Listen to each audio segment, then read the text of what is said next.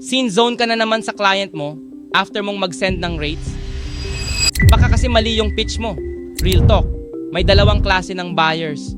At kung hindi mo sila kayang i-distinguish, mawawalan ka ng sales. Here is the breakdown so you can stop losing clients. The how much po or price buyers, unang chat pa lang, presyo agad ang hanap. Wala silang pake sa fancy process o aesthetic mo.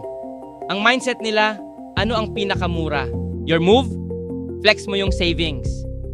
Make it clear kung bakit sulit at budget-friendly yung offer mo. Then we have the premium or value buyers. Hindi issue ang presyo, basta serving ang quality at fast ang turnaround time. Ang mindset nila, anong ROI ko dito? Will this make my life easier? Your move? Flex mo yung results? Huwag kang mag-alok ng discount.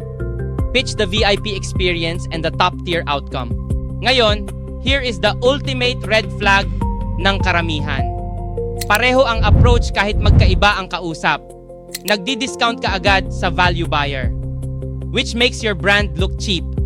O kaya nagpipitch ka ng premium package sa price buyer. Kaya auto-pass agad sila.